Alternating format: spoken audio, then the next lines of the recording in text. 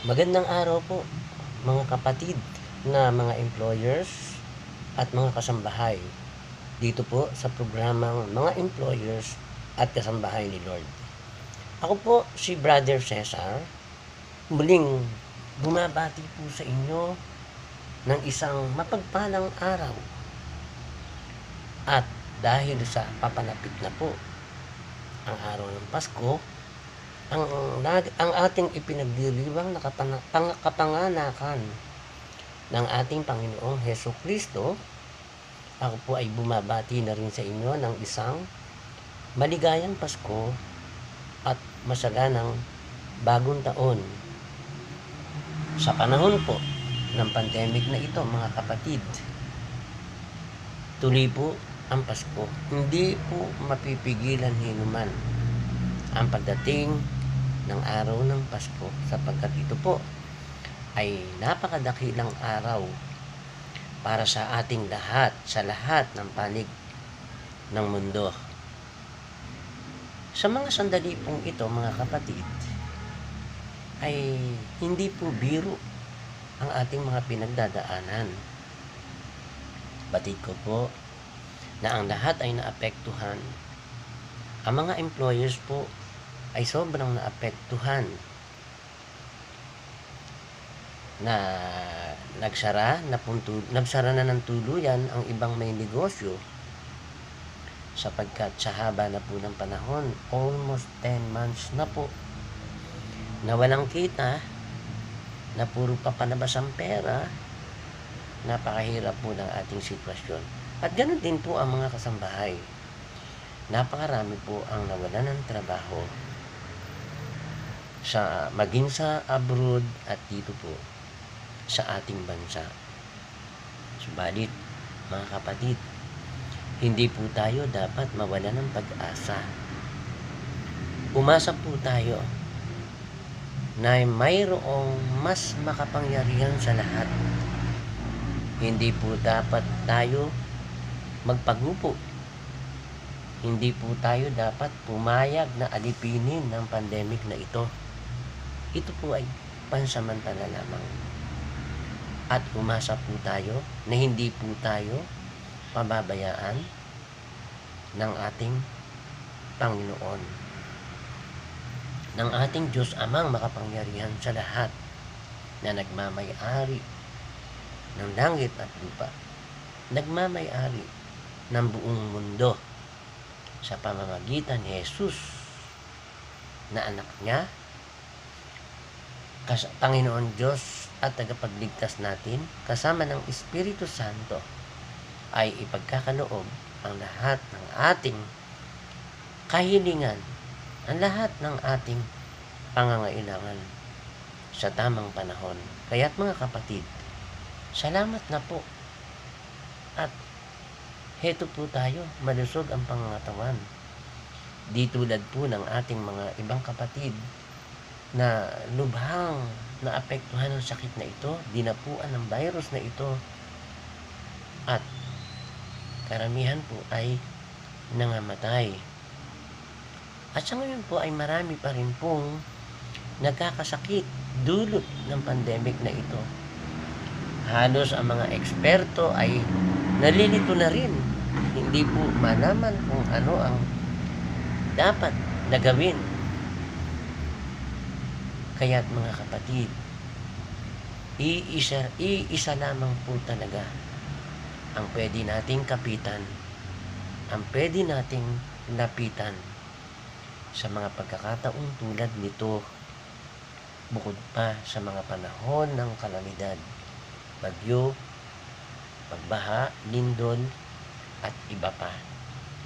Subalit, ang pinakamatindi po natin pinagdadaanan ay itong pandemic na ito, na halos 10 buwan na po, mga kapatid, na tayo ay hindi makakilos ng malaya. Hindi pa po bumabalik sa normal ang ating bansa. Karamihan po, wala pa rin trabaho. Karamihan po, sarado pa rin ang mga negosyo. Kaya sa pagkakataon pong ito, wala po tayong dapat gawin kundi ang mag-unawaan, magmahalan, magmalasakitan, lalong-lalo na po sa panahong ito na ilang araw na lang ay darating na po ang araw ng Kapaskuhan, ang araw ng kapanganakan ng ating Panginoong Hesukristo. At mga kapatid, bago po tayo magpatuloy, ay inaanyayahan ko po kayo na tayo po ay manalangin sa pamamagitan ng isang awit na kung saan habang tayo ay umaawit ay ating pong hilingin sa Panginoon na paganingin lahat ng karamdaman na mayroon tayo, na ipagkaloob lahat ng ating pangangailangan araw-araw at makalipas ang bawat araw ng maluwalhati at walang anumang maging sagabal.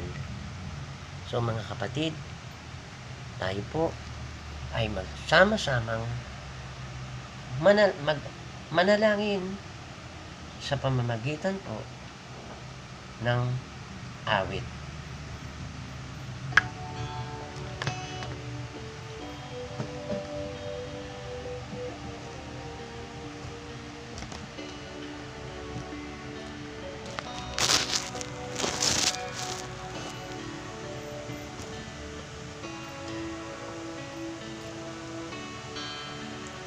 Sa pamamagitan po ng awiting to, tayo ay lalakas. Alam kong may magagawa ang Diyos. Alam kong may magagawa ang Diyos. Kung ako'y magtatapat sa Kanya'y maglilingkod, alam ko may magagawa ang Diyos. Alam kong diringgin ng Diyos ang samo ko. Alam kong diringgin ng Diyos ang samo ko. Kung ako'y magtatapat sa Kanya'y maglilingkod, alam kong diringgin ng Diyos ang samo ko. Alam kong may magagawa ang Diyos. Alam kong may magagawa ang Diyos. Kung ako'y magtatapat sa Kanya'y maglilingkod, alam kong may magagawa ang Diyos. Ang makasama ng Diyos ay tunay. Ang makasama ng Diyos ay tunay. Kung ika'y lalapitan Kanya, ang makasama ng Diyos ay tunay. Ang makasama ng Diyos ay tunay. Ang makasama ng Diyos ay tunay. Kung ika'y lalapitan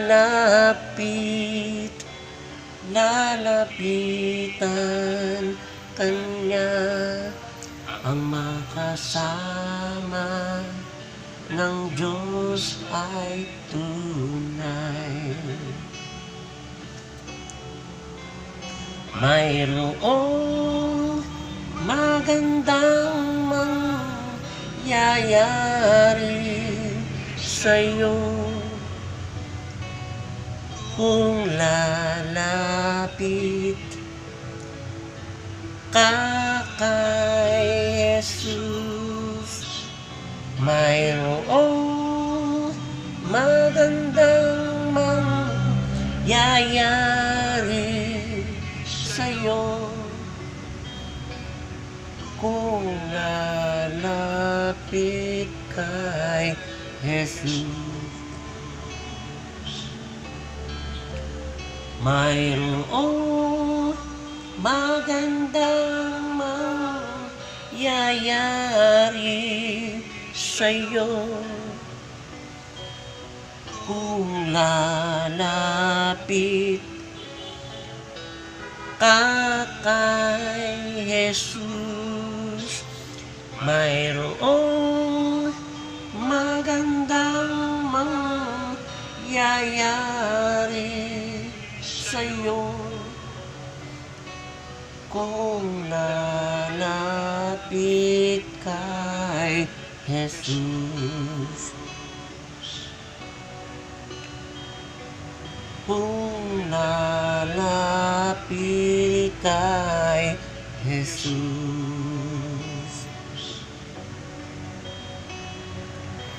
Kung lalapit kay Jesus. Amen. Thanks God. Maraming pong salamat. Amang Diyos na makapangyarihan sa lahat, maraming pong salamat sa paglipas ng buong araw, maghapon, kahapon, sa buong maghapon ngayon. Lord God, thank you. Salamat po sa pamamagitan ni Jesus na anak mo, Panginoon Diyos namin na tagapagligtas, kasama ng Espiritu Santo, kami po ay umaasa at naniniwala na kayo po ay kasama namin ngayon, na kami po ay pinagpapala nyo na sa mga sandaling ito. Lord God, thank you very much sa ginawa mong pagsubaybay at pagpapalubay. Salamat po, Panginoon, sapagkat sa tuwi-tuwi na kayo po ang aming kasama. Thank you sa Holy Spirit na ngayon po ay naririto sa aming puso at kami iyong pinananahanan. Salamat po sa malulusog at malalakas na pangatawan, bukas na kaisipan, maliwanag na paningin, matalas na pandinig, matalas na pakiramdam. Gayon din po ay idinadalangin ko ang lahat ng mga kasambahay na nasa abroad at nandito po sa Pilipinas, ang kanilang mga pamilya, Panginoon. Patuloy mo po silang subaybayan at patnubayan. Ilayo mo po sila sa anumang kapahamakan, sa anumang aksidente, sa anumang pagkakasakit. Lord God, wala po kaming ibang maaasahan. Wala po kaming ibang masasandalan, kundi ikaw. Ikaw lamang, Panginoon. Kaya't kami po ay sabay-sabay na nananalangin na please po, Lord, matapos na po ang pandemic na ito. Hirap na po kaming lahat. Wala pong exempted. Maging mahirap at mayaman ay naapektuhan at patuloy na naapektuhan. Marami pong walang trabaho, marami pong walang pera.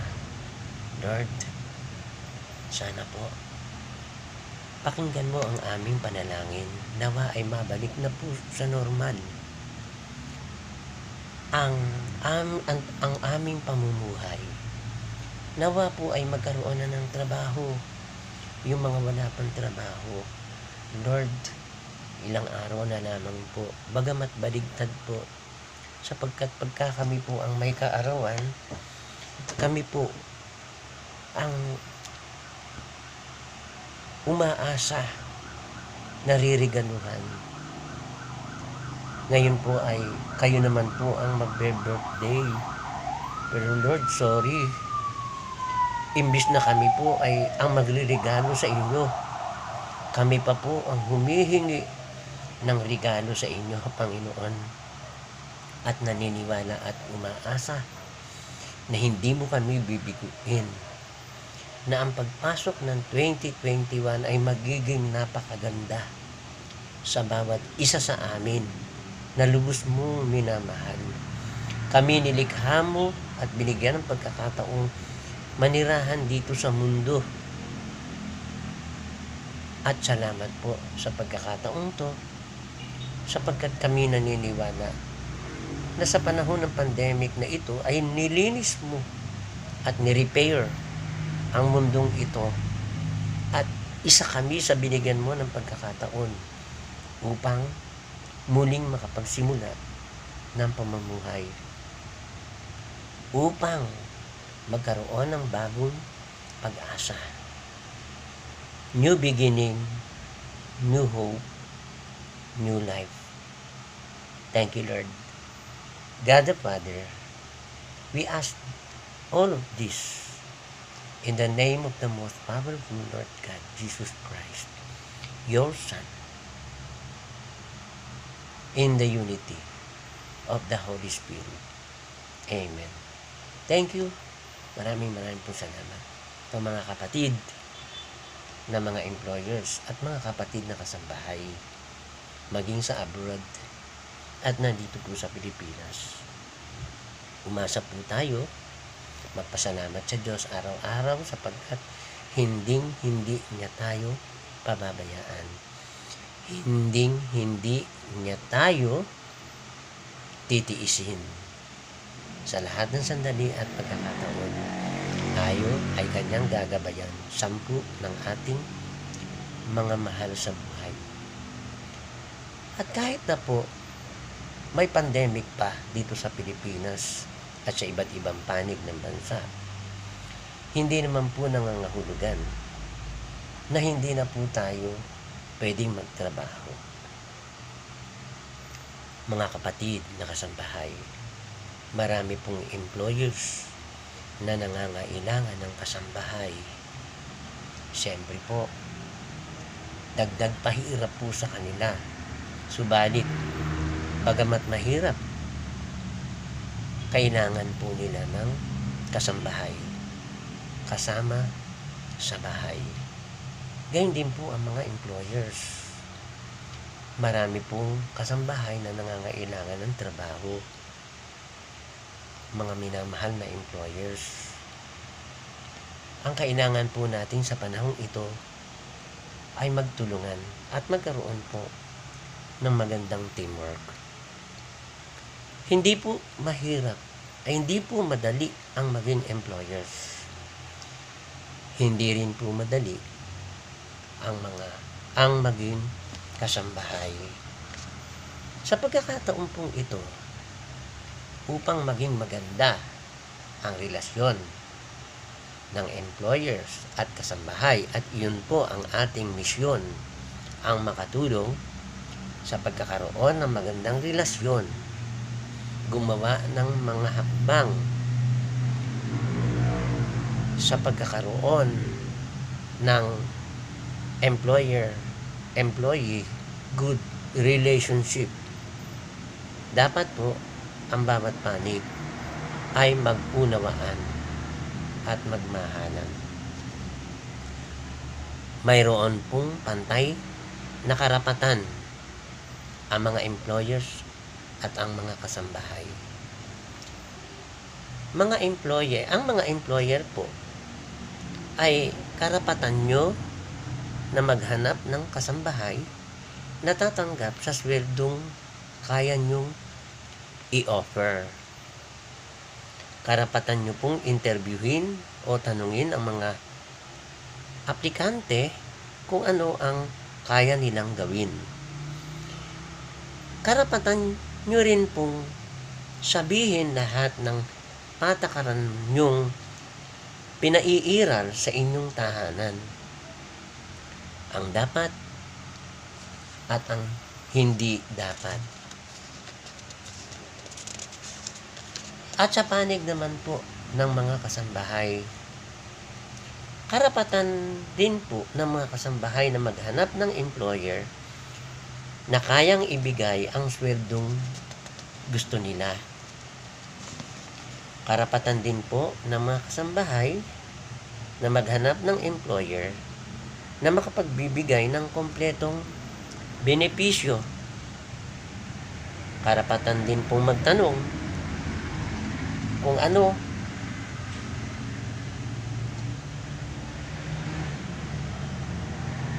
ang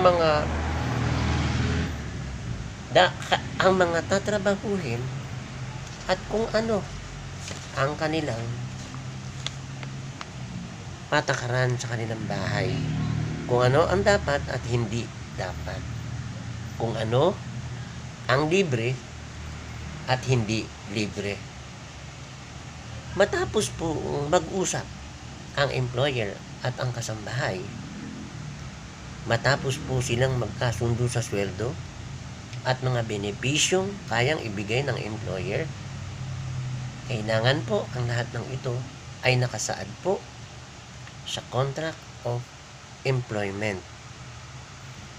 Lahat po ng napagkasunduan, lahat ng napag-usapan na may kinalaman po sa sweldo, sa mga benepisyo, sa day off, at iba pa pong mahalagang bagay, kung ano po ang tatrabahuhin, ang lahat po ay dapat na naaayon sa batas kasambahay. Dapat po ay pipirma ang magkabilang panig, ang employer at ang kasambahay, upang ang bawat panig po ay mayroong pinanghahawakan.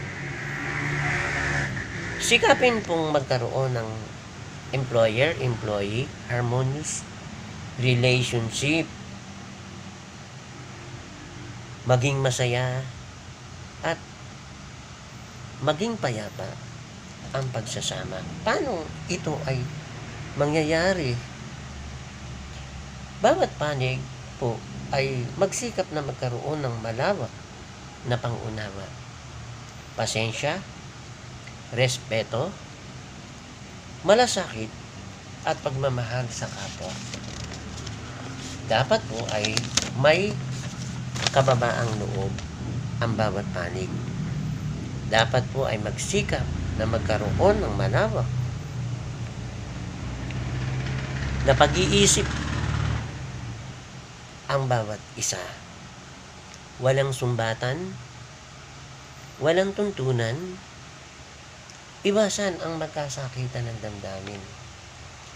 Pag hindi na po masaya sa isa't isa, mag-usap ng maayos, ng naaayon sa batas kasambahay. Wala naman po talagang forever.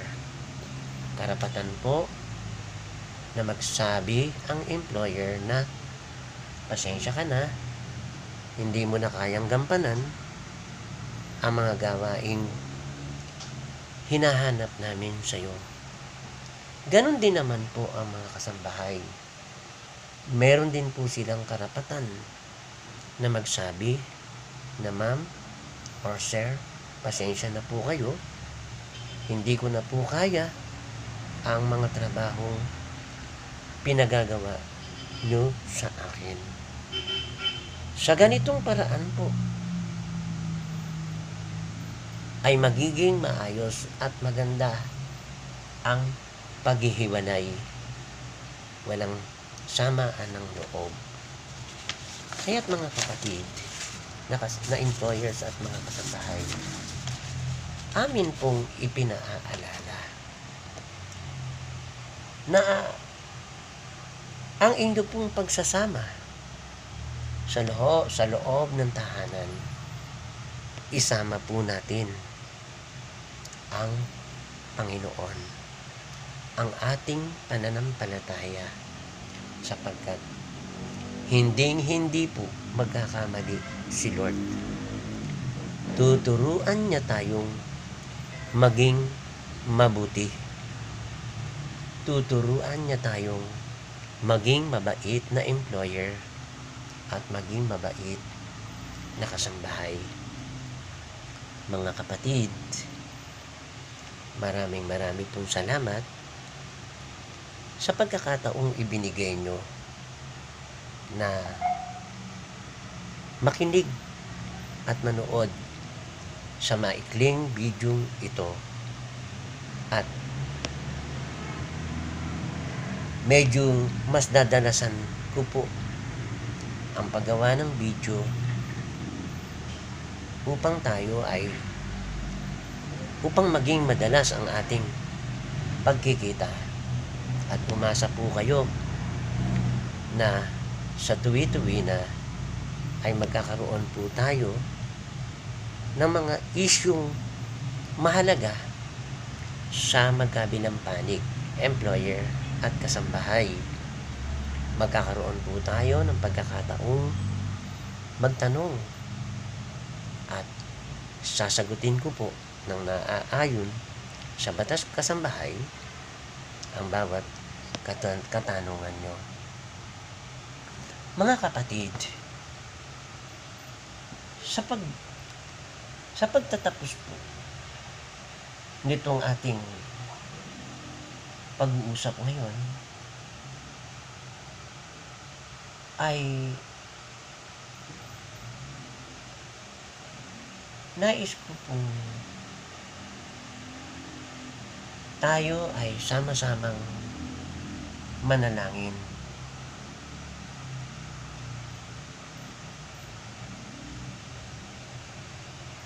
Nawa ang bawat isa ay malayo sa anumang karamdaman.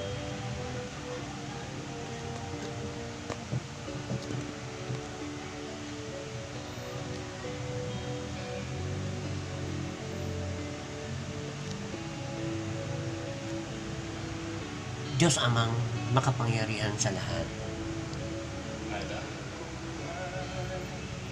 kayo po, Panginoon, ang pinakamagaling na manggagamot nung mga panahon na kayo ay nandito pa sa lupa, nung kayo ay nagkatawang tao. Nahinto lamang po ito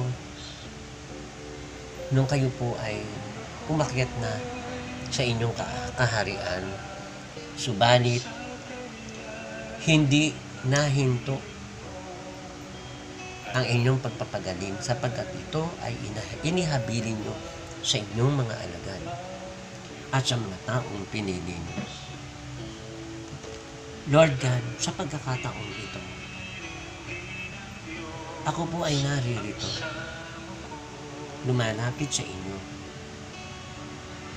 Lord God, make me an instrument of your miraculous and divine healing power.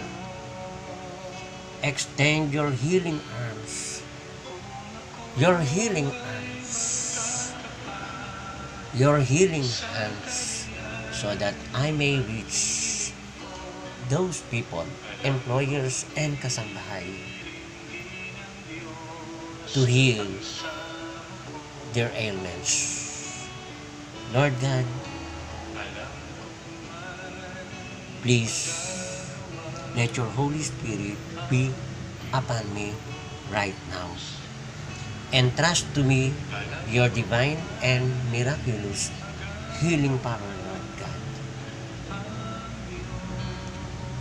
Panginoon, itinataas ko po ang lahat ng mga employers, ang lahat ng mga kasambahay na nasa abroad at nandito po sa Pilipinas. Kasama po ang kanilang mga mahal sa buhay na nasa iba't ibang tahanan, sa iba't ibang probinsya. Lord God, remove and heal all their pains, ailments, illness, sickness, diseases. In the name of the most powerful Lord God, Jesus Christ, in the unity of the Holy Spirit. with Mama Mary, with Saint Joseph, with all the apostles, all the saints, and all the angels of God. Lord God, let the spirit of anger and hatred, the spirit of fears, worries, and anxieties, the spirit of stress and depression, the spirit of COVID-19 and all other viruses to go away from them, from the employers and family, from the kasambahay and family, sa kanilang mga magulang, sa kanilang mga anak, sa kanilang mga kapatid, sa kanilang mga kamag-anak. Yes, Lord God, pagkalooban mo sila ng malulusog at malalakas na pangangatawan. Nawa ang mga kasambahay ay makapagtrabaho ng buong kakayahan na may kapayapaan ng isip. Ganun din po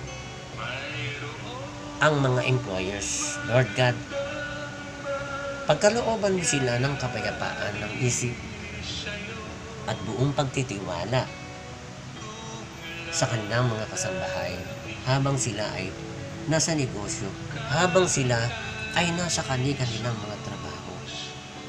Lord God, nawa ay magkaroon ng magandang relasyon sa pagitan ng mga employers at mga kasambahay.